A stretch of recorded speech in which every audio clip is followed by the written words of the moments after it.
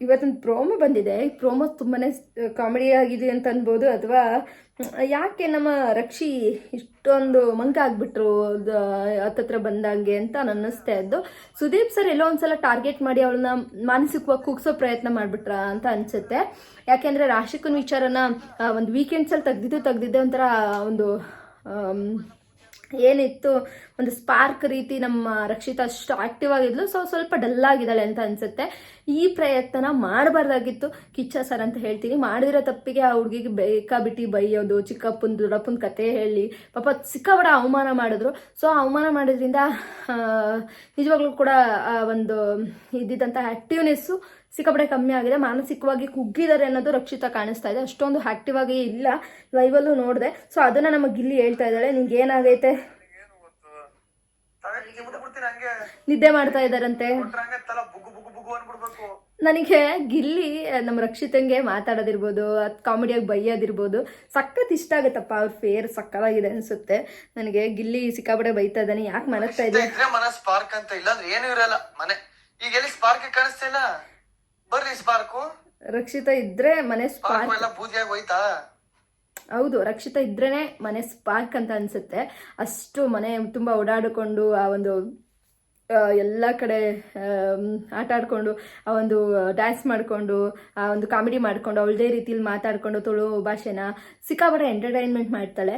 ಈಗ ಯಾಕೋ ವೀಕೆಂಡಿಂದನೂ ಸ್ವಲ್ಪ ಡಲ್ ಆಗಿರೋದು ಕಾಣಿಸ್ತಾ ಇದೆ. ಅಬ್ವಿಯಸ್ಲಿ ಎಲ್ಲರಿಗೂ ಈ ಅನ್ಸೋದೇನು ಗೊತ್ತಾ, ಯಾರಿಗಾದರೂ ಹಿಂಗೆ ಮಾತಾಡಿದಾಗ ನಾನು ಹೌದಾ ನಾನು ಇಷ್ಟೊಂದು ದೊಡ್ಡ ತಪ್ಪು ಮಾಡಿಬಿಟ್ನಾ. ಏಕೆಂದರೆ ಇಡೀ ಶನಿವಾರದ ಎಪಿಸೋಡಲ್ಲಿ ಇಡೀ ಅರ್ಧ ಎಪಿಸೋಡ್ ರಕ್ಷಿತಂಗೆ ಬೈಯೋದ್ರಲ್ಲೇ ಕಳೆದಿದ್ದಾರೆ ನಮ್ಮ ಸುದೀಪ್ ಸರು. ಇನ್ನು ಅರ್ಧ ಕ್ಲಾಸು ನಮ್ಮ ಅಶ್ವಿನಿ ಧ್ರುವಂತವ್ರಿಗೆ ಕಿಚನ್ ಚಪ್ಪಾಳೆ ಕೊಡೋದ್ರ ಮುಖಾಂತರ ಅವ್ರನ್ನ ಮೇಲ್ ಕೂರಿಸೋ ಪ್ರಯತ್ನ ಮಾಡಿದ್ರು.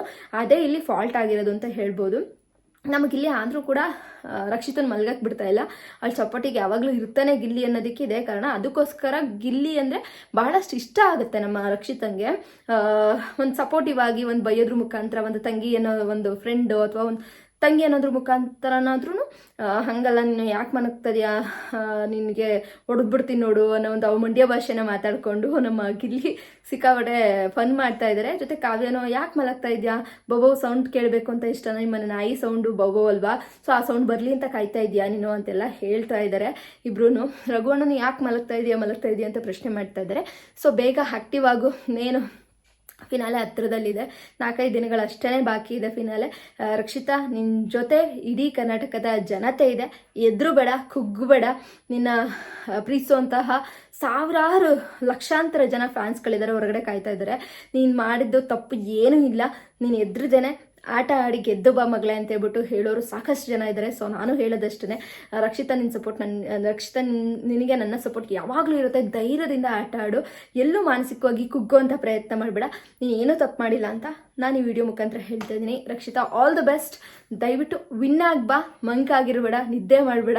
ಇನ್ನು 4-5 ದಿನ ಅಷ್ಟೇ ಇರೋದು. ಆ್ಯಕ್ಟಿವ್ ಆಗಿ ಫಿನಾಲೆಗೆ ಧಮಾಕ ಎಬ್ಸೋಕ್ಕೆ ರೆಡಿ ಆಗು ಅಂತ ಹೇಳ್ತಾ ಬಾಯ್ ಗೈಸ್. ಮತ್ತೊಂದು ವೀಡಿಯೋ ಜೊತೆ ಸಿಗ್ತೀನಿ. ನಮ್ಮ ರಕ್ಷಿತಂಗೆ ಯಾರೆಲ್ಲ ವೋಟ್ ಮಾಡಿಲ್ಲ ದಯವಿಟ್ಟು ವೋಟ್ ಮಾಡಿ. ಬಿಗ್ ಬಾಸ್ ಸೀಸನ್ 12ನ ಟ್ರೋಫಿನ ಎತ್ತ ಥರ ಮಾಡಿ ಗೈಸ್. ಹಂಗೆ ನಮ್ಮ ಗಿಲ್ಲಿಗೂ ಕೂಡ ಸಪೋರ್ಟ್ ಮಾಡಿ ಗೈಸ್, ನಮ್ಮ ಅಶ್ವಿನಿ ಮ್ಯಾಮ್ಗೂ ಕೂಡ ಸಪೋರ್ಟ್ ಮಾಡಿ ಗೈಸ್. ಬಾಯ್, ಮತ್ತೊಂದು ವೀಡಿಯೋ ಜೊತೆ ಸಿಗ್ತೀನಿ. ಈ ಪ್ರೋಮೋ ಬಗ್ಗೆ ಎಷ್ಟು ಕ್ಯೂಟ್ ಆಗಿತ್ತೋ ಅಷ್ಟೇ ಬೇಸರನೂ ಕೂಡ ಆಯಿತು.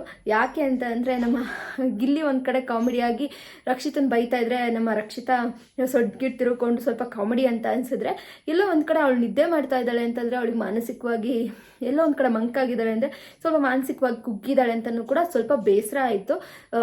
ಸೊ ಎರಡೂ ಫೀಲಿಂಗು ಮಿಕ್ಸಲ್ಲಿ ಇತ್ತು ಅಂತಲೇ ಹೇಳ್ಬೋದು ಈ ಪ್ರೋಮೋ ನೋಡಿದಾಗ. ಸೊ ನಿಮಗೆ ಏನು ಅನ್ನಿಸ್ತು ಅಂತೇಳಿ ಕಮೆಂಟ್ ಬಾಕ್ಸಲ್ಲಿ ಕಮೆಂಟ್ ಮಾಡಿ ಗೈಸ್. ಮತ್ತೊಂದು ವೀಡಿಯೋ ಜೊತೆ ಸಿಗ್ತೀನಿ. ಬಾಯ್, ಲವ್ ಯು.